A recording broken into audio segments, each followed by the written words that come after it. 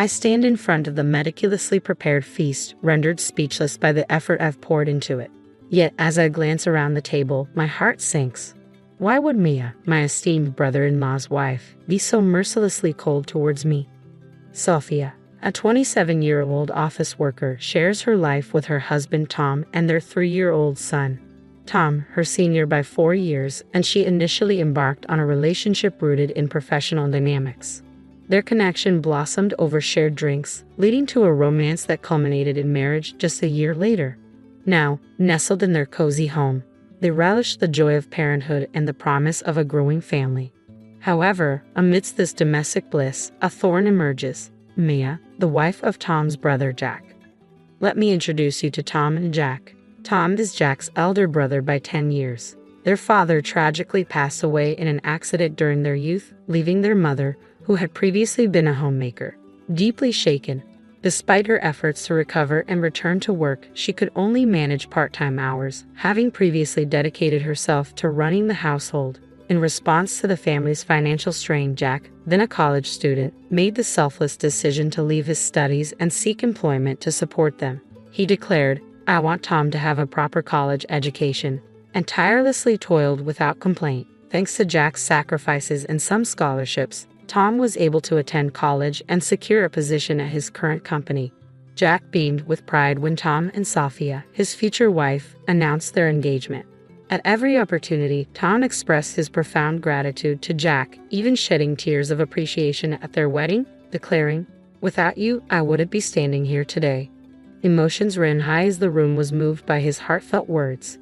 Jack never once displayed a hint of superiority towards Tom. He always approached life with generosity, warmth, and consideration towards both Tom and Sophia. However, after Sophia and Tom settled into their new home near Jack's family, Mia, Jack's wife, began making unsettling comments. She often remarked to Sophia, "You should be grateful to my husband." Jack's demanding job frequently kept him away on lengthy business trips and required him to work late into the night. On these occasions, Maya would invariably show up at Sophia and Tom's doorstep without warning. Living just a short walk away, Jack and Maya would bring their children over for dinner and baths, leaving Sophia to tend to them before returning home, ready for bed. Maya's demands extended to meal preferences, dictating, "I'm not in the mood for Western cuisine today. Make something Japanese," or "My child insists on having hamburger steak tonight," placing Sophia in a difficult position. Despite her discomfort, Sophia couldn't assert herself, mindful of the indebtedness owed to Jack. "Tom, remember, it's because of Jack that you're where you are today. Thanks to him, you went to college and landed a job at a prestigious company." Jack, on the other hand, struggled after high school and is still trying to climb the career ladder. If only he had gone to college, things would be different for him.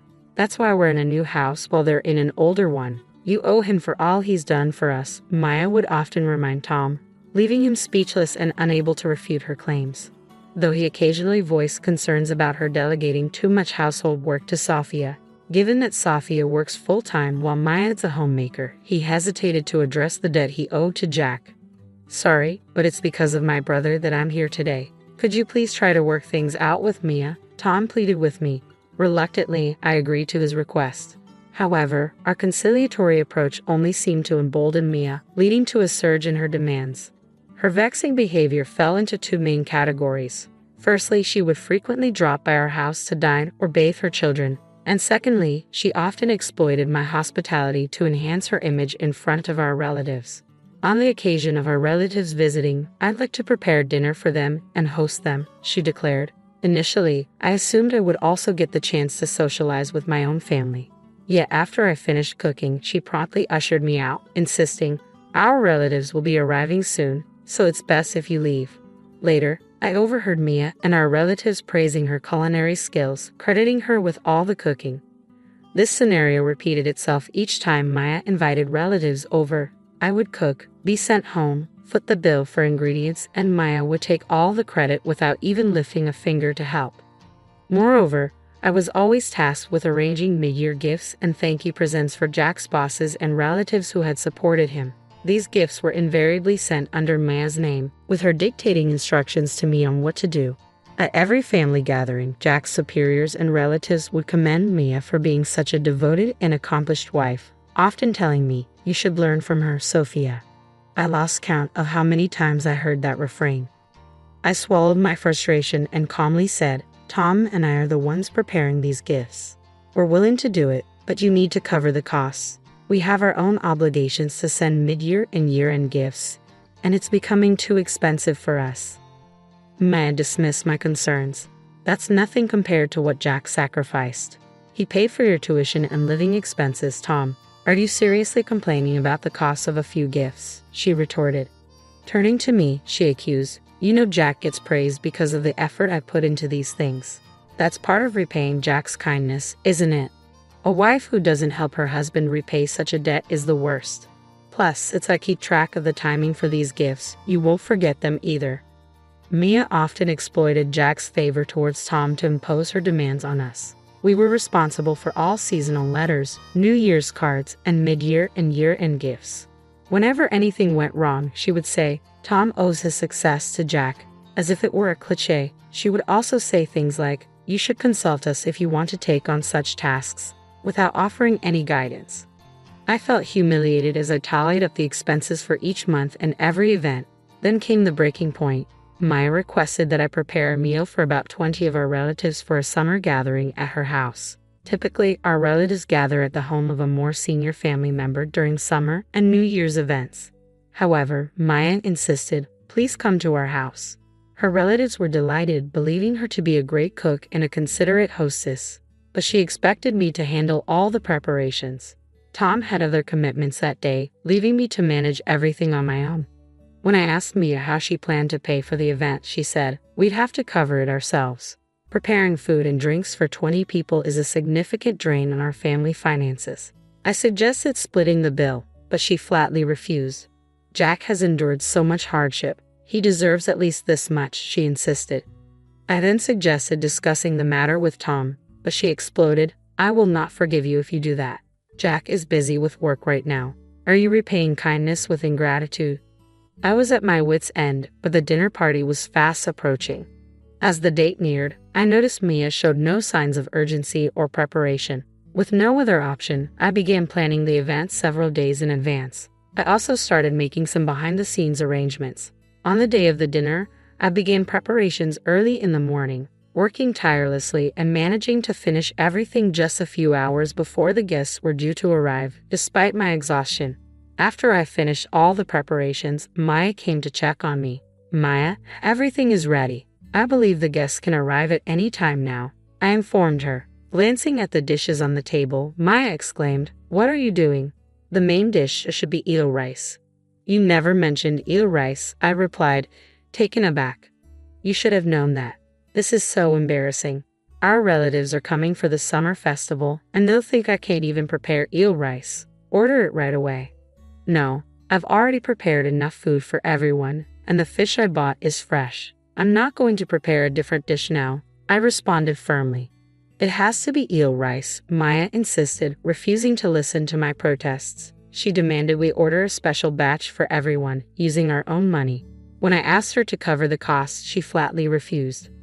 I couldn't take it any longer and voiced my frustrations. I reminded her that she always made me cook whenever she invited relatives over, that she came to our house daily when Jack was away, and that we handled all the mid-year and year-end gifts, including today's preparations.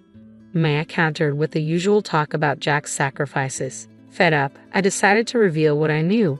"Maya, you even had an affair with someone you met on a dating app, didn't you?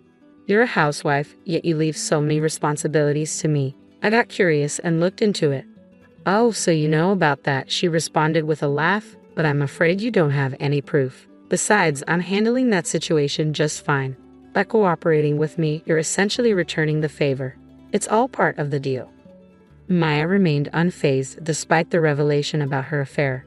Instead, she reiterated what Jack had done for Tom, saying, "You will be repaying our family for the rest of your lives." At this point, I had reached my breaking point. I silently removed the food and started packing my belongings. "I'm leaving. I will never return," I said firmly as I walked out. Maya yelled something about ordering eel rice, but I ignored her and left. A few minutes later, my phone began ringing repeatedly with calls from Mia. When I finally answered, she sounded panicked. "What? What's going on? Is there something wrong? I asked her, feigning ignorance. I have so many inquiries. She continued frantically. I rearranged the dishes you made, and I ordered eel rice, paying for it with my own money. But none of the relatives showed up. It seems they know everything we discussed earlier.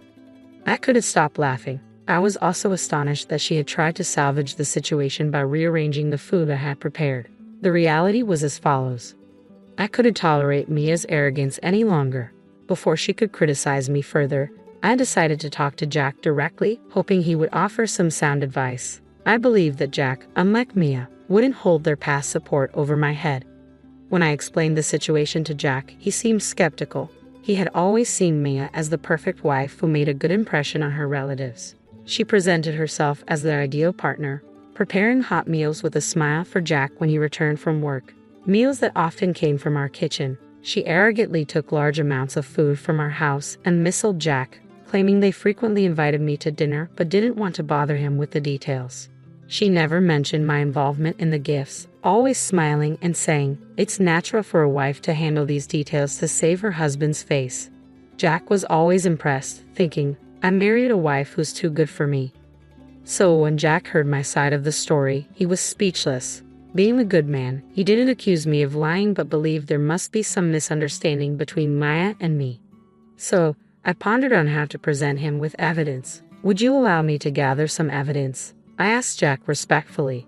With his permission, I decided to discreetly record Maya's conversations during her visits to our house, especially those where she displayed selfishness about food. Music. I captured a conversation where she insisted that we owed her obedience due to Jack's kindness, and I asked Jack to listen to it. When he heard it, he was speechless. Additionally, I informed Jack about an upcoming dinner party Maya and I were supposedly preparing together for her relatives.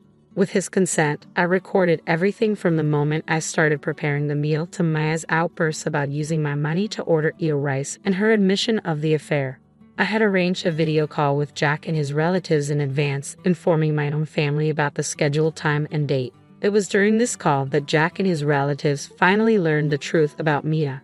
After I departed, Jack's relatives confronted Mia over the call, expressing disbelief at the revelation that I had been handling all the year-end and mid-year gifts, taking advantage of Jack's kindness, and even engaging in adultery. Maya attempted to maintain her composure, but the weight of the evidence left her speechless.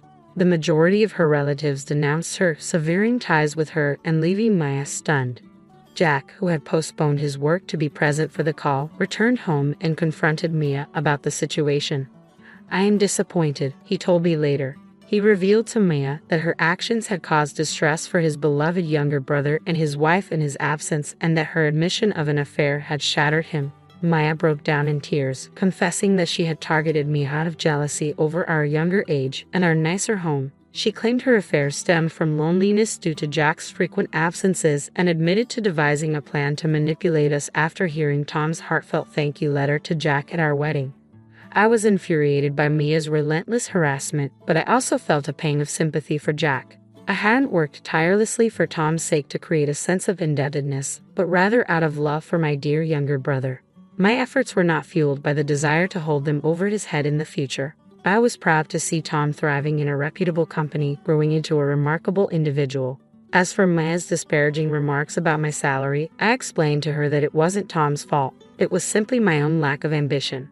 Further revelations surfaced about Mia's conduct. We learned that she had left their children unattended at home while she met her adulterous partner. Jack decided to pursue divorce proceedings, seeking custody of their children along with alimony. Maya vehemently opposed the idea of divorce, eventually agreeing to a slight reduction in alimony in exchange for a proper divorce and custody arrangements. Her affair had been uncovered by Jack, who also demanded full alimony. In the end, Maya moved back to her parents' home and took on multiple part-time and day jobs to meet the financial demands of double alimony and child support. A few months later, Maya appeared disheveled when she met me for a visit to see her child. Later, Jack apologized to us and covered the expenses for the ingredients and alcohol from the dinner party. He also promised to reimburse us for the meals Mia had consumed at our house and for the gifts she had made us prepare. But after discussing it, Tom and I declined the offer. I apologized to Jack because while this incident was meant to address Mia's wrongdoing, it also brought shame upon him and his family, I expressed, reflecting on the situation. I doubt Mia would have felt any remorse if we hadn't taken action, Jack chuckled. If anything, I am at fault for not noticing Mia's behavior until now, he added with a hint of sadness. Jack is currently juggling work responsibilities while caring for their child. We maintain regular contact with him, and on days when he's overwhelmed, we offer to look after his child at our home or invite him over for dinner. We've learned a valuable lesson about how some people can make you feel indebted even when they haven't done you any favors. Tom and I laughed together, reflecting on the experience. The noise of Alex's voice cut through the clinking of dishes like a sharp knife. Alara, bring me some tea now. I paused, my hand in soapy water. Wait, I'm doing the dishes. What? His voice was full of disbelief and impatience. Stop that and bring me the tea quickly. Can't you follow simple orders? But, I started, but he cut me off. What a useless wife you are. Make me some sweet coffee, please. It was Mrs. Whitmore, my mother-in-law, speaking from the living room. She was eating a slice of cake she'd taken from the fridge, her eyes glinting with spite. I sighed, looking at the pile of dishes. There are so many. Leave them for later. Just do what we say, useless wife. Alex's words hit like a whip, each one stinging. I was Alara, a 28-year-old working mother feeling trapped in a life that felt more like a prison than a home. I got married at 23, hoping for love and companionship. Instead, I found myself stuck with Alex and his demanding mother. Our 4-year-old son was my only source of joy in a bleak world. We lived in Alex's parents' house, a decision I had to accept under the pretense of taking care of Mrs. Whitmore after my father-in-law passed away. At first, I felt sorry for her, thinking she was grieving, but soon I realized I was just a pawn in her cruel game of domestic control. No matter how much I cooked, cleaned, or worked, it was never enough. My efforts were always met with scorn. My meals were either left untouched or harshly criticized. The stir-fry is so half-hearted, Mrs. Whitmore would sneer. Cook it properly from scratch. I'm busy and can only make simple things, I'd say, trying to sound calm. That's why I hate backtalk from a daughter-in-law, she'd snap. Cook from scratch. Why don't you cook then? You're a good cook, right? I dared to ask once, immediately regretting it. Why would I do housework when you're here? Her response was cold and dismissive. Are you out of your mind? Their cruelty got worse over time. They stopped talking to me altogether, as if I were a ghost in my own home. My presence, once just unappreciated, now felt completely invisible. 5 years passed in a suffocating atmosphere. Alex and I turned 35 and 33, respectively. Our son grew up, but the heavy atmosphere in the house didn't change. My mother-in-law, now 63, seemed to enjoy my unhappiness. One evening, as I walked home from work, I felt a heavy realization sink in. My life seemed meaningless. To them, I was like a shadow, unnoticed and ignored. The only person who seemed to see me was my son. The idea of losing even that little bit of recognition was too much to bear. When I got home, I started cooking right away, trying to push away the sadness. I made mapo tofu, fried chicken, and a stir-fry with bell peppers and pork, hoping to make our dinner feel normal. Bring me the mayo, Alex suddenly commanded, breaking his long silence. Sure, here you are, I replied, handing him the mayonnaise.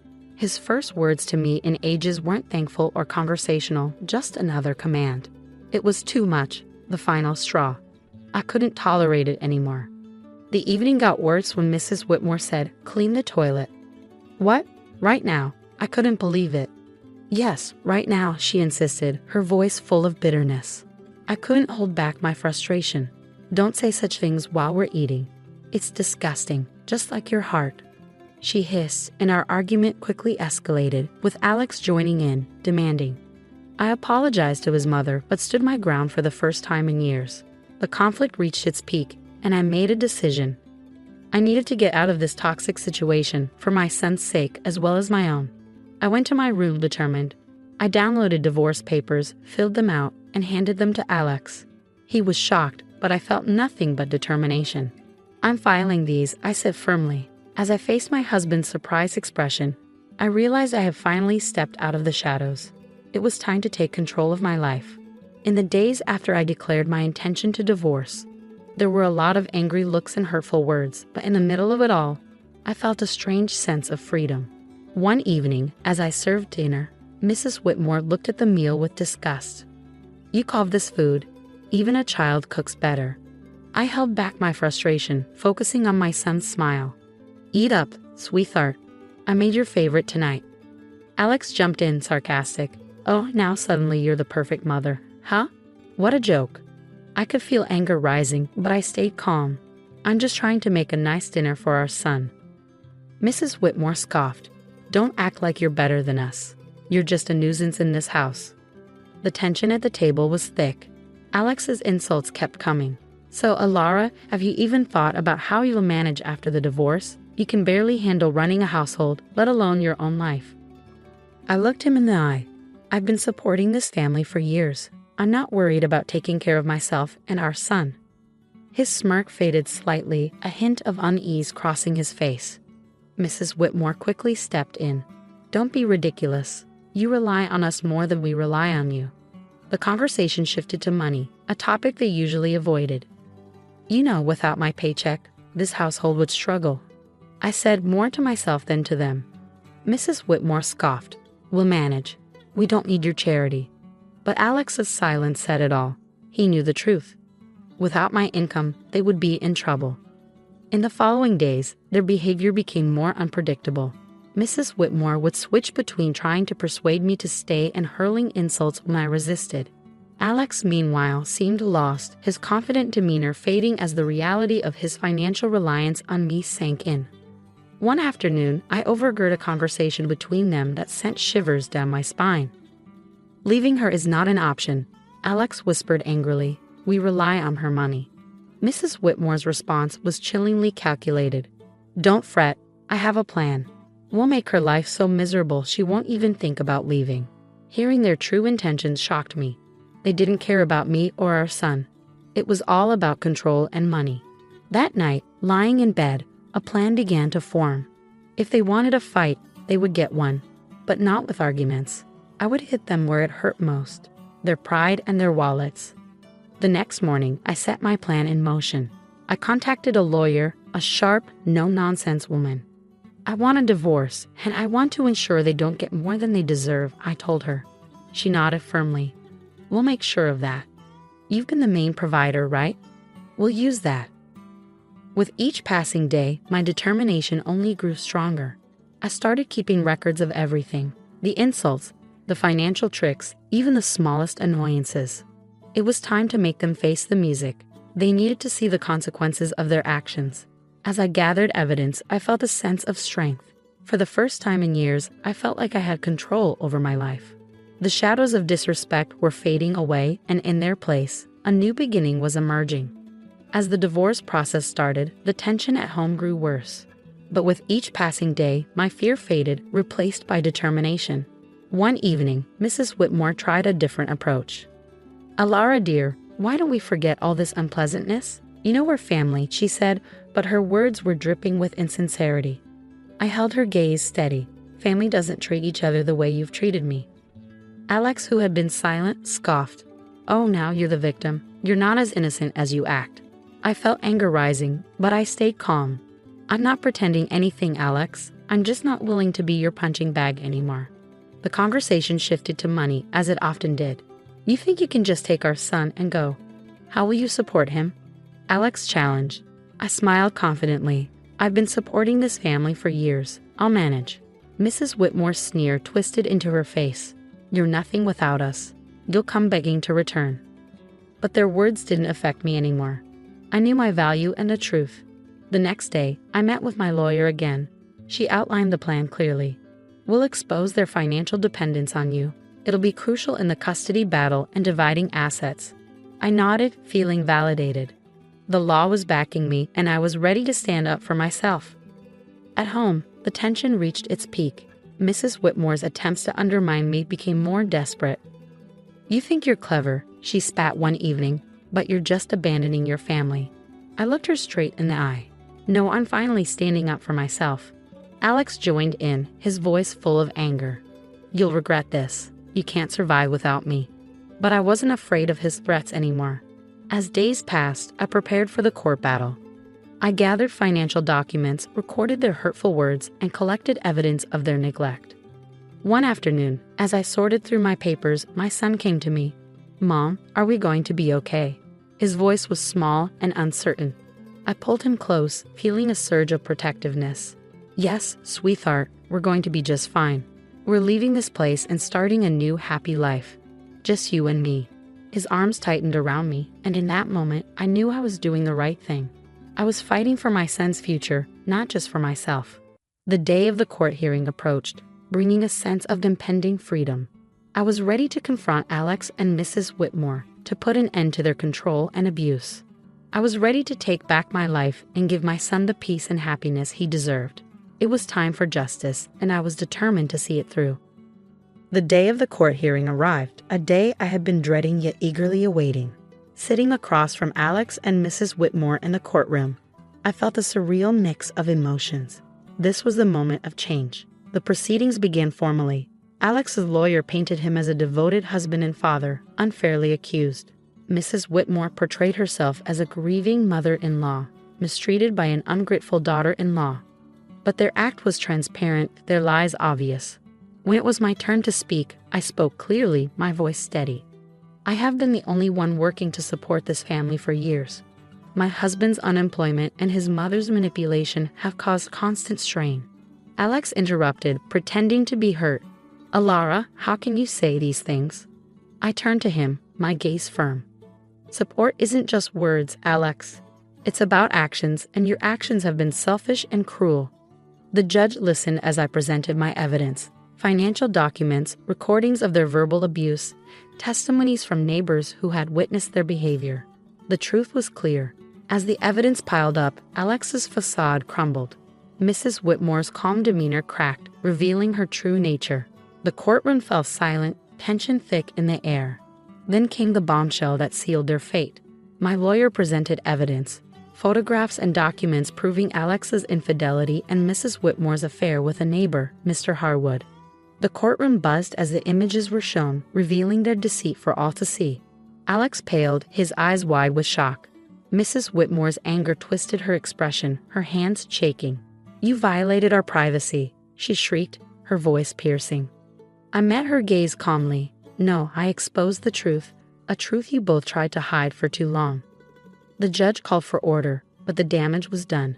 Their credibility crumbled, their lies laid bare. As the hearing ended, the judge's decision was clear. I was granted full custody of our son, and assets were divided fairly. Alex and Mrs. Whitmore were left with nothing but their ruined reputations. Walking out of the courtroom, I felt like a burden had been lifted. The years of manipulation and abuse were finally behind me. I had stood up to them and won. But the best moment was when my son ran into my arms outside, his face beaming with relief. "We did it, Mom," he said happily. "Yes, we did," I replied, hugging him tightly. "We're free now. This is just the beginning for us." As we walked away together, I knew this victory wasn't just for me. It was for anyone who's ever felt small or powerless. It was for truth and fairness. It was the start of a new chapter, one filled with hope and a better future. The aftermath of the court ruling was swift and chaotic. News of Alex and Mrs. Whitmore's deceit spread quickly, staining their reputations in our small community. They could no longer hide behind their facade of respectability. In the days after the verdict, I focused on rebuilding my life with my son, but I couldn't ignore the satisfaction of knowing they were facing the consequences. One evening, while preparing dinner, I had an unexpected visitor, Mrs. Harwood, Mr. Harwood's wife, her eyes filled with tears. "Alara, I heard everything. I can't believe what Sylvia, Mrs. Whitmore, did," she said, her voice trembling with pain. I invited her in, offering a cup of tea. As we sat at the kitchen table, she poured out her heartache. I trusted her as a neighbor, as a friend, and to think she was having an affair with my husband. I listened, offering comfort. It was clear Mrs. Whitmore's actions had caused more damage than she anticipated. The next day, I ran into Alex in town. He looked defeated, a shadow of his former self, his arrogance gone.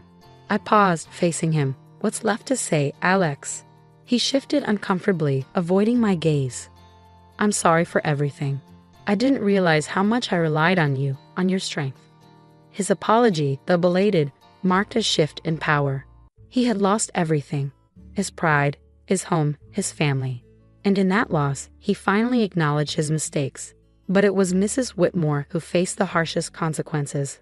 Her affair with Mr. Harwood had not only tarnished her reputation, but also led to legal troubles.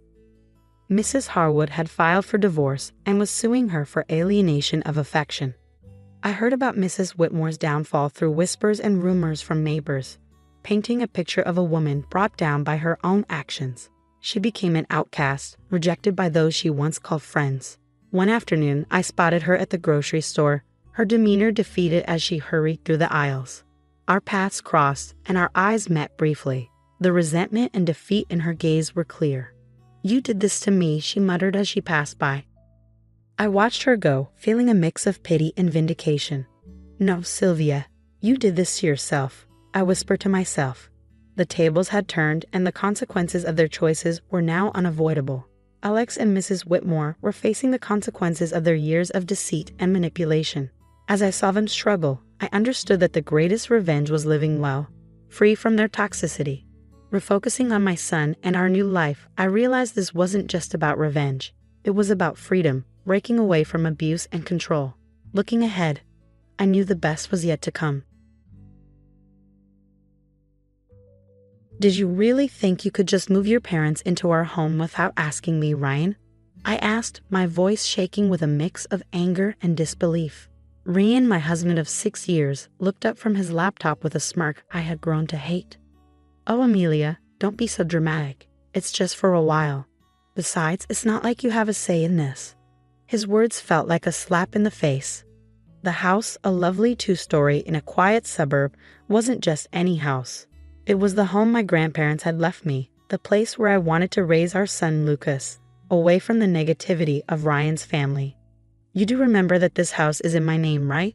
I shot back, my hands clenched into fists at my sides. Ryan's smug look faded, replaced by a hint of uncertainty. Our 2-year-old son Lucas wandered into the room, oblivious to the tension. I forced a smile for him. As he reached up to me with his chubby hands, I picked him up and kissed his forehead, trying to calm down. "I'm not okay with this, Ryan. Your parents have never respected me or our space. Why now?" I asked, trying to keep my voice steady. Ryan shrugged, his indifference making me even more frustrated. "Their family, Amelia. You wouldn't understand." Family. The word echoed in my mind mockingly. My own family, who ran a small but beloved coffee shop in town, had always been my safe haven.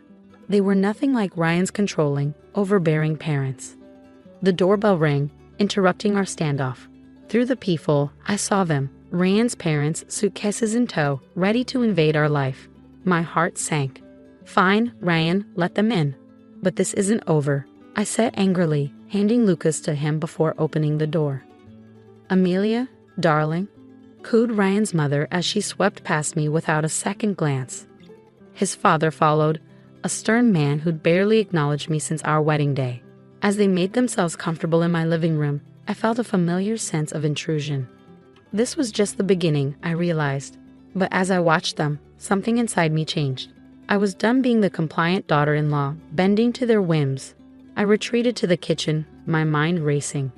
This was my home, my sanctuary, and I was ready to fight for it.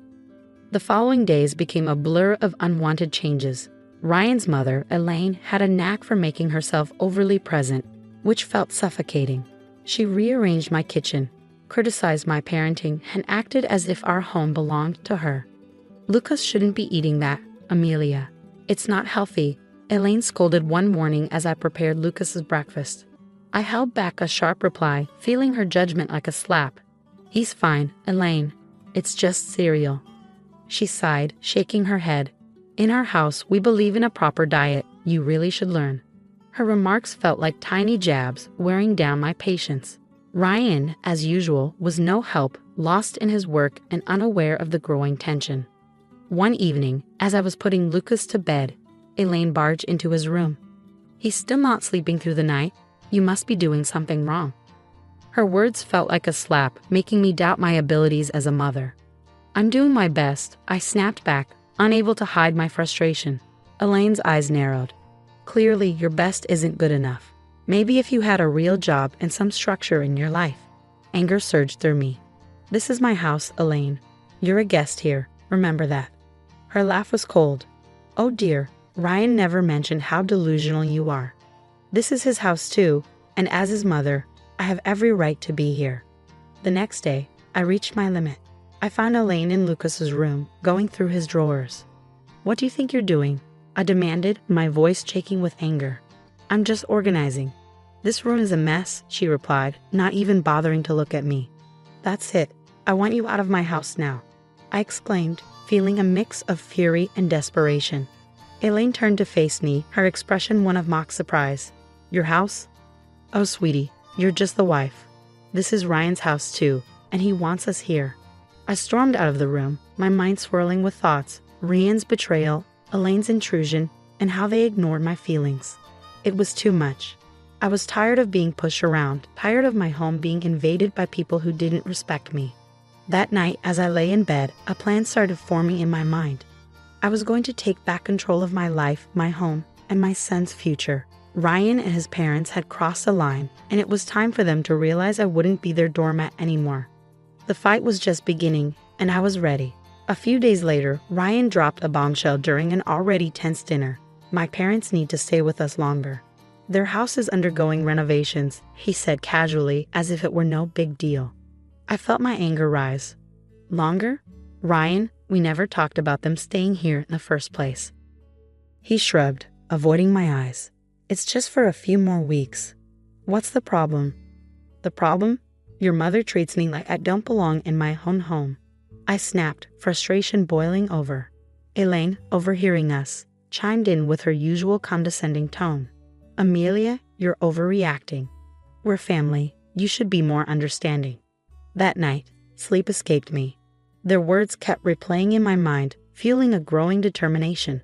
I wasn't going to let them control me anymore. It was time to take a stand. The next morning, I called my brother Alex, who had always been there for me. They're taking over my life, Alex. I can't handle it anymore. I confessed, holding back tears. Alex's voice was strong and supportive. Amelia, you have to stand up for yourself. Don't let them push you around. It's your house, your rules. His words gave me the courage I needed. I decided to talk to Ryan, but this time, I would be prepared. I gathered evidence of Elaine's bossy behavior, the rearranged kitchen, the disrupted routines, her constant rude comments. The day of confrontation came. I waited until Elaine and Ryan were in the living room. We need to talk. Now, I declared, my voice steady despite the turmoil inside me. Ryan looked up, taken aback by my tone. What's going on, Amelia? It's about your parents, Ryan. Their constant interference, their disrespect for my boundaries. It stops today, I declared, holding up my list of complaints. Elaine scoffed. This is ridiculous. We're just trying to be helpful. Helpful? By undermining me all the time, by treating me like I don't matter in my own home. I shot back, my frustration boiling over. Ryan squirmed. Amelia, they're my parents. We can't just ask them to leave. No, Ryan. They're guests in my home, and they've stayed too long. Either they go, or I do with Lucas, I stated firmly, my determination clear. The room fell silent, my words hanging in the air. I saw Ryan's realization, but it was Elaine who spoke first. You wouldn't dare, she spat, her mask slipping. Try me. I won't regret standing up for myself, I retorted, my voice filled with determination. That night, Ryan's parents packed their bags. As they left, Elaine shot me a hateful look. You'll regret this, Amelia, she warned. But as the door closed behind them, I felt a weight lift off my shoulders. It was the first step in taking back control of my life, and I was prepared for whatever challenges lay ahead. The days after Elaine and her husband left were strangely quiet. Ryan's attitude towards me became cold and distant, our interactions minimal and strained. Yet, I found comfort in the peace of my home and the joyful laughter of Lucas. One evening, as Lucas played with his toys, Ryan announced, I have to go on a business trip. I'll be gone for a few weeks. His tone was indifferent, as if our troubled relationship had taken a backseat to his work. Fine. I replied sharply, barely able to hide my relief at the thought of his absence. After Ryan left, the atmosphere in the house shifted, feeling liberating. I started undoing the changes Elaine had made, each adjustment feeling like a small victory. But the real turning point came when I stumbled upon a series of emails on Ryan's laptop, left carelessly open. They revealed an affair, a betrayal that cut deeper than any of his mother's snide remarks. Anger, hurt, and a sense of betrayal swirled inside me. I knew it was time for Ryan to face the consequences. I began planning my next moves meticulously, each step aimed at making Ryan and his family answer for their deceit and manipulation. First, I secured my financial and legal position. I contacted a lawyer, explained my situation, and started the divorce proceedings. Then I focused on the house, a symbol of my grandparents' legacy and my independence. I reached out to a real estate agent. I want to sell the house quickly and quietly, I told her. She was surprised but could sense the urgency in my voice. Are you sure about this, Amelia? Selling the house is a big step, she warned. I've never been more certain, I replied, fueled by a mix of betrayal and newfound determination. The house went on the market and offers came in quickly. The idea of Ryan returning to find his control gone brought a bittersweet satisfaction. In the midst of all this, I leaned on my family for support. My parents were shocked by Ryan's actions and stood by me and Lucas. We're here for you, no matter what, my father assured me. Watching Lucas play, unaffected by the chaos, I silently promised to shield his happiness. Ryan's return was inevitable. But I was no longer the same person he left. Armed with truth and a plan, I was ready to confront him and take back my life. The day Ryan returned was heavy with tension. I had played out this moment in my head countless times, imagining every possible scenario. Yet my heart raced as I heard his key turn in the lock. Amelia, I'm back, Ryan called out, his voice filling the now unfamiliar space. I stepped out from the kitchen, my stance firm. Welcome home, Ryan. We need to talk. He glanced around, noticing the changes I'd made. What's going on? The house looks different. I didn't falter. I sold the house, Ryan. It's no longer ours. Disbelief washed over his face. You did what? You can't just sell our house without telling me. It's my house, Ryan. And after what I found out, I don't think you get a say anymore. I said, my voice steady but tinged with simmering anger. He scoffed, trying to regain control. What are you talking about? The affair, Ryan. I know everything, I revealed, watching as his facade crumbled. His attempt to deny it was feeble and short-lived. Amelia, it's not what you think. I think it's exactly what it looks like. You betrayed me, our family, I retorted, the hurt clear in my voice. Ryan's expression shifted from shock to anger. You're overreacting. We can fix this. There's no we anymore, Ryan. I filed for divorce, I declared, handing him the papers. The ensuing conversation was a blur of accusations and denials. But I stood my ground. The man I married was gone, replaced by a stranger driven by selfish desires. As he stormed out, vowing to contest the divorce, I felt a mix of freedom and apprehension. I had taken the first step toward a new life, but the fight was far from over. In the following weeks, our situation became public. Ryan's once imposing parents were now entangled in their son's mess. Their attempts to reach out were met with silence. I had cut ties with them, focusing solely on Lucas and finalizing the divorce. The day of the court hearing arrived. Ryan looked defeated, the consequences of his actions finally sinking in. As the judge granted the divorce and custody of Lucas to me, I felt a sense of justice. Ryan's plea for reconciliation after the hearing fell on deaf ears. You made your choice, Ryan. Now you have to live with it, I said, turning away from him for the last time. News of our divorce and Ryan's affair spread, tarnishing his reputation and relationships. His once proud and judgmental parents found themselves shunned by those who had once respected them. Walking out of the courthouse holding Lucas's hand, I realized this wasn't just an end, but a new beginning, a chance for me and my son to start fresh, free from deceit and manipulation. The future was uncertain, but it was ours to shape. Life after the divorce felt like stepping out of a long, dark tunnel into the light. I had regained control not just of the house, now sold, but of my life. Lucas, unaware of the grown-up troubles, flourished in the love and stability I provided. My days were busy but fulfilling, focused on rebuilding our lives and running the coffee shop, my sanctuary. The shadow of Ryan and his parents lingered, casting a pall over my life. One day, as I was closing the shop, Ryan appeared, looking disheveled and desperate, a stark contrast to the composed man I had once known. "Amelia, please, I need to talk to you," he pleaded, his eyes searching mine for a glimmer of the compassion we once shared. I hesitated, torn by conflicting emotions. "What do you want, Ryan?" "It's about the alimony and child support," he began, his voice filled with embarrassment. "I can't afford it. I lost my job because of the scandal. And my parents? They're struggling too." His words hit me like a cold shock. "That's not my problem, Ryan. You made your choices and now you have to face the consequences."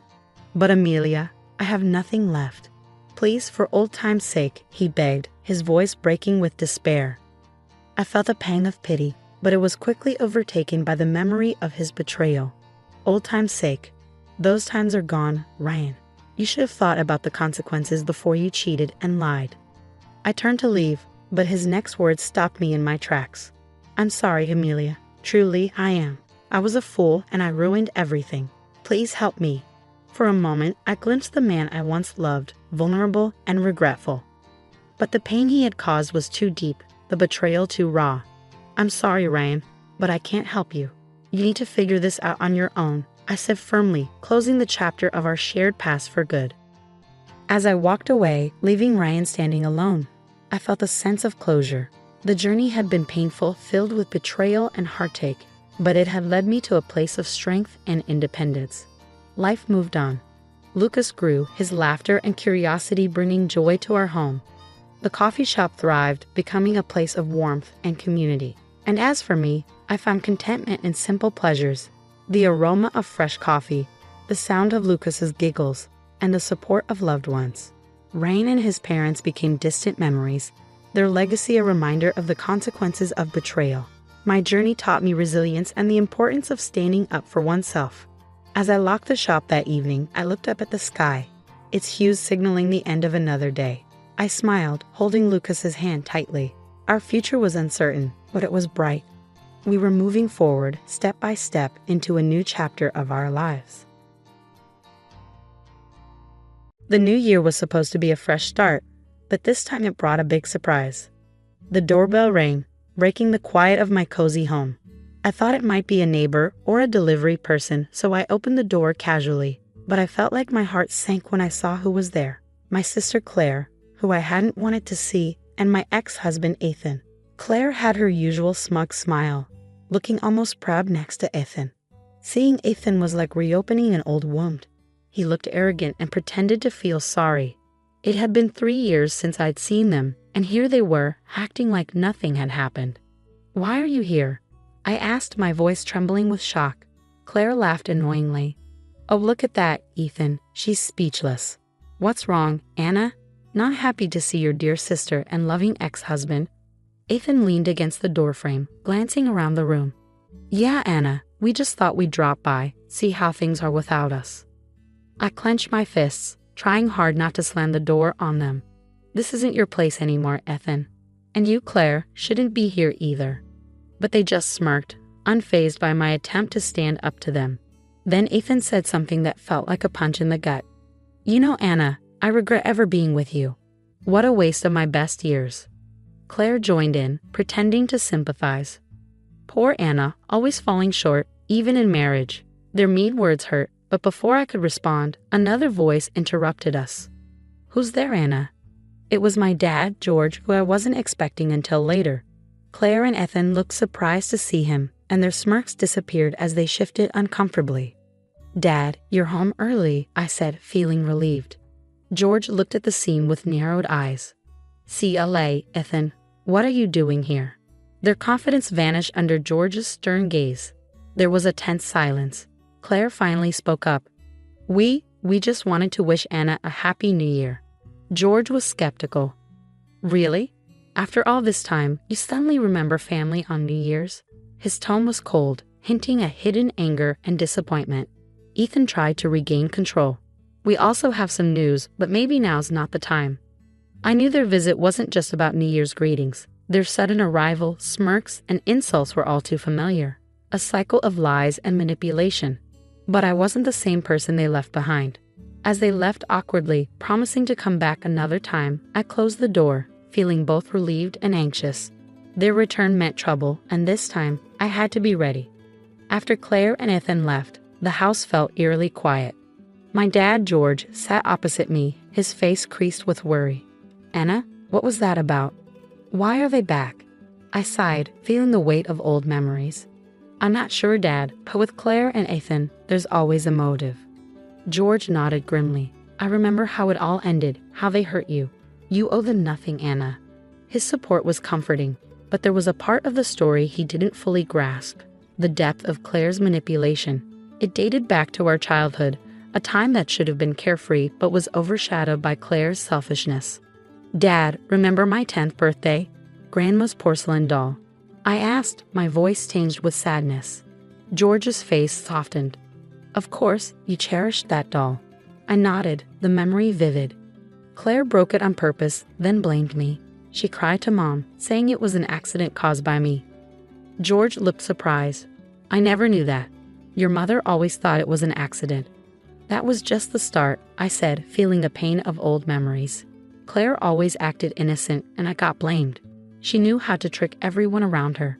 I saw regret in George's eyes, realizing what he hadn't seen before. "I'm sorry, Anna. I should have seen it." "It's not your fault," Dad said, his voice filled with regret. "We were all fooled by Claire," I replied, taking a deep breath. "Even with Ethan, she played us both. They deserve each other." George reached for my hand, offering comfort. "What matters is you're away from their drama now. Don't let them pull you back in." I nodded, trying to force a smile. Talking with Dad reminded me that the past wasn't forgotten. Claire and Ethan's visit wasn't just casual. It hinted at more trouble ahead. That night, I couldn't sleep. Memories of Claire's schemes, how she always seemed better than me in our parents' eyes, how she effortlessly won Ethan over. It all haunted me. Her return meant trouble, and I felt a growing sense of dread. But amid the chaos in my mind, I started to feel determined. I wouldn't be a victim again. I'd confront Claire and Ethan. Whatever they were planning, I was ready to fight back. In the days after Claire and Ethan's visit, their words and smirks kept replaying in my mind. I threw myself into work, hoping to distract myself, but the past wouldn't let go. Remembering my marriage to Ethan, once filled with love, now felt like walking on thorns. It all started wonderfully. Ethan was charming, attentive, everything I thought I wanted. We were happy, or so I thought. But then things changed. Late nights, excuses, and avoiding my questions. I trusted him, ignoring my doubts and gut feelings. Then, one day, everything became clear. I came home early from a trip, excited to surprise Ethan. But I was the one surprised. I found Ethan and Claire together, laughing in our living room. It was a moment that shattered my world. The confrontation was a blur of tears, accusations, and painful truths. Claire showed no remorse, simply shrugging off my pain. "You were always too focused on work, Anna. Ethan needed someone, and I was there. It's not our fault he lost interest in you." Ethan's words were just as hurtful. "I thought I loved you, Anna, but Claire is different, more exciting. We were never right for each other." Their betrayal cut me deeply, shattering my heart and trust. The divorce was swift, with Ethan and Claire flaunting their relationship. I was left to piece together my shattered life, feeling foolish and betrayed. Sitting in my office, memories swirled, igniting anger within me. How dare they come back after what they did? How dare they disrupt my peace? But it wasn't just anger. It was a burning need for justice. I wanted them to feel a fraction of the pain they caused. Revenge, once repulsive, now seemed like the only way to close this chapter. I've decided. I'll confront them, demand answers, but I won't be the heartbroken wife this time. I'll be strong. They underestimated me once. They won't again. I dialed Ethan's number, my voice steady, my resolve unshakable. "Ethan, we need to talk. Meet me at the cafe on 5th Street tomorrow at noon." His surprise stammer was a small victory. "Sure, Anna. Tomorrow," he replied before the call ended. For the first time in days, I felt in control. The game had begun, and this time I was playing to win. The next day, the cafe was bustling. I spotted Ethan at a corner table, looking tense. His attempted smile didn't reach his eyes. "Anna, thanks for coming."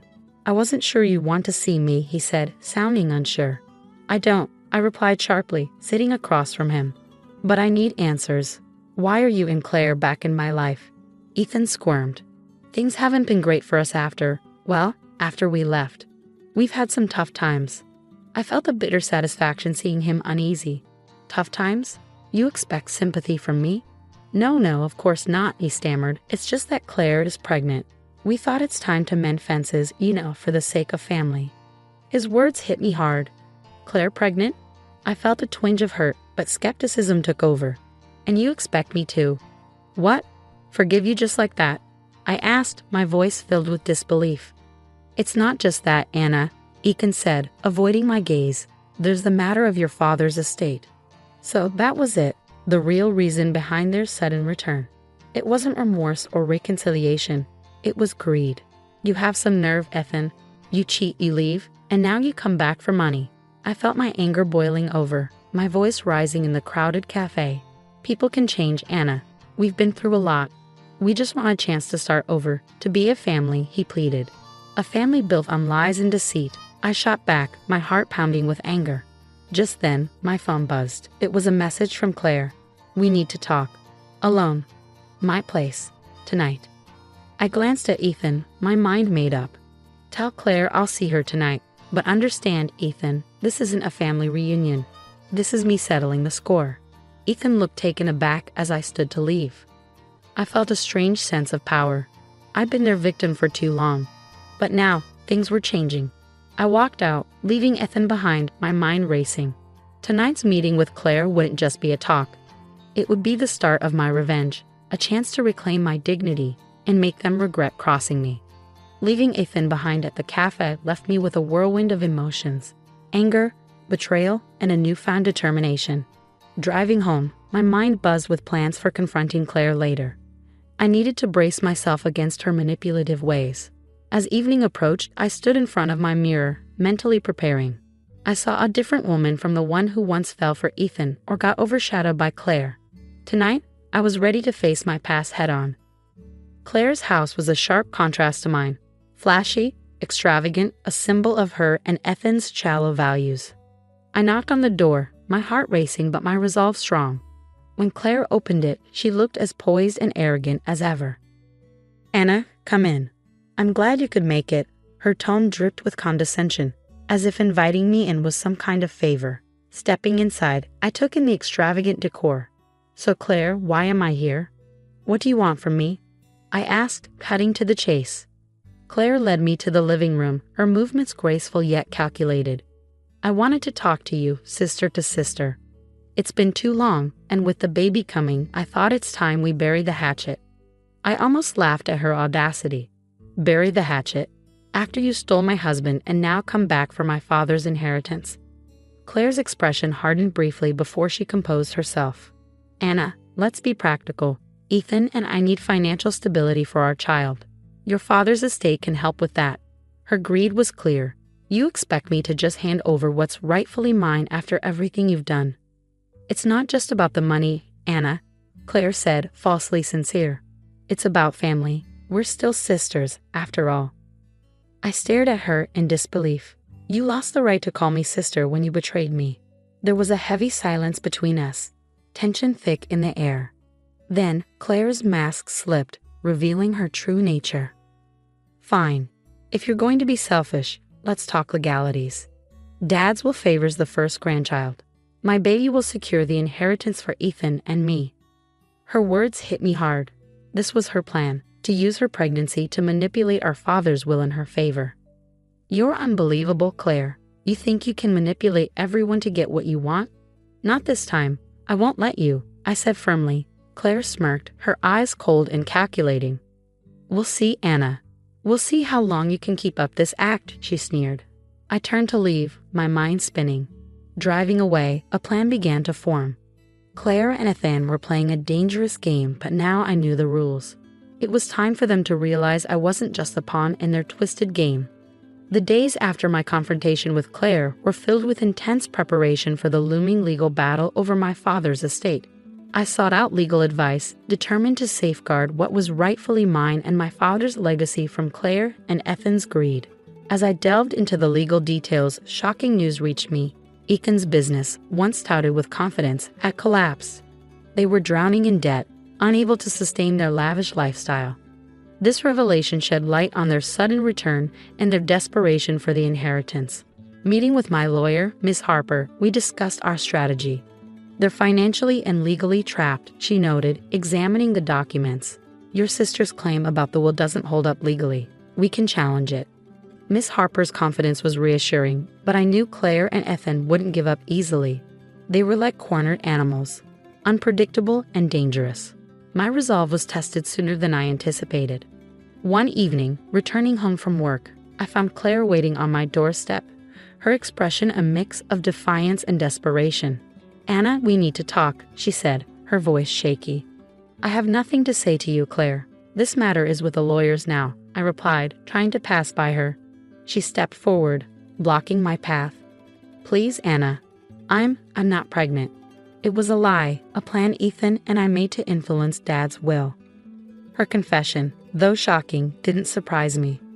It was just another deceit in their long list. So you've been lying all this time. What now, Claire? Ready to give up? I asked coldly. Claire's eyes filled with tears, but they didn't sway me. I don't know what to do. Ethan's business is ruined. We're losing everything. I need your help, Anna. Her plea for help, after all they'd done, was almost laughable.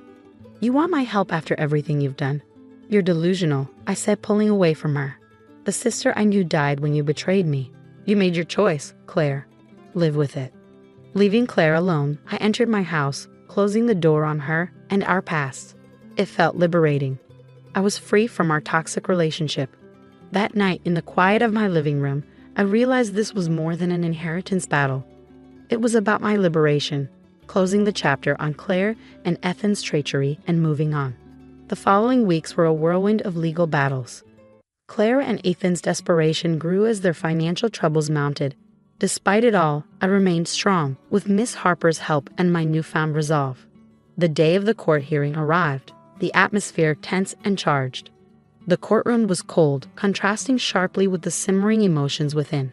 Ethan and Claire sat together, trying to maintain a facade of unity, but their strained appearances betrayed their true feelings. As the proceedings began, Miss Harper skillfully dismantled each of their arguments. Claire's lie about her pregnancy was exposed, further weakening their case. I watched Claire as the reality sank in. The confident, manipulative sister I once knew was gone, replaced by someone consumed by the consequences of her actions. During a recess, Claire approached me, desperation in her eyes. Anna, please.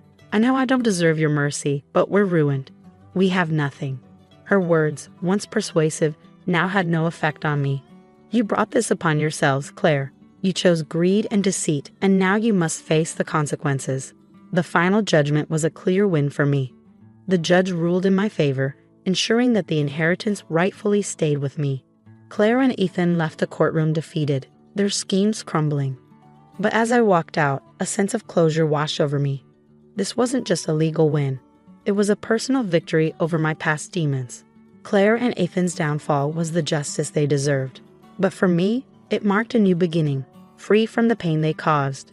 In the days that followed, I focused on rebuilding my life, leaving behind the shadows of Claire and Ethan. The scar they left would always be a part of me, but it no longer controlled me. I had become stronger, more resilient, and had a better understanding of myself and my values. As I sat in my garden one evening, watching the sunset, I understood that real victory wasn't in revenge or the pain of those who hurt me. It was in the peace and inner strength I discovered, the power to move on